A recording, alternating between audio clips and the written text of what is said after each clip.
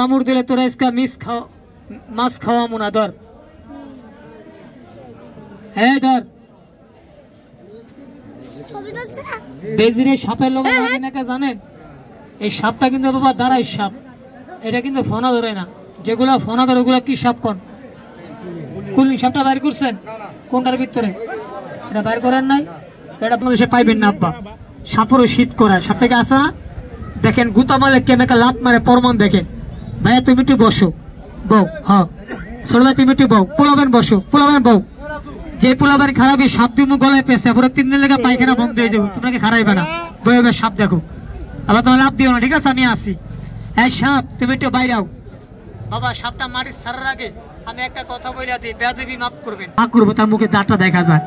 রাইতের অন্ধকারে এরকম সাপের গায়ে পাড়া বেড়া গেছে, সাপে আপনারা কামড় দিবে না। শুধু এক টুকরা বেজির গাছ আপনি পগড়ে থুয়ে দিন। এই সাপে আপনারা মাইনা চলে, আমার একটু দোয়া করেন। আমার এই সাপ দিয়ে এক ব্যাগ সাপুরিয়ার ছেলে, তুমি সাপটা মারিস ছাড়বা, খেলা দেখে যাইবা গিয়া। কিন্তু বেজিয়ে যে গাছটা খায়, তুমি তো গাছটার নাম কইরা না। এখানে 10 বাবা দাঁড়াইছেন, সবাই আকাশে যাবি না, পাতালে যাবি না, গন্ধে মাথা লুকাবি না, ভালো মানুষের ক্ষতি করবি না। এটার প্রত্যেকটা খেয়াল করবেন।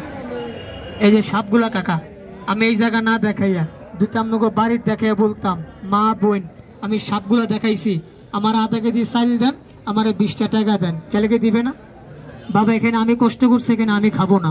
ওখানে সাপটা মারির সারমো, লক্ষ্মীন্দ্রের গান গামু, সাপে তুই দাঁড়াবে, এখানে সবারে দেখামু।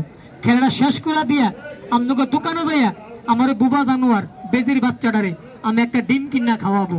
এতগুলা লোকের তোনে কোন আব্বাই আছেন, কোন ভাই আছেন, পগরটারে কাছাইয়া এই বেজির বাচ্চাটারে ডিম খাবার জন্য একজন ভাই আল্লাহর হস্তে আমার 10টা টাকা দান করবেন, 10টা টাকা দিবেন।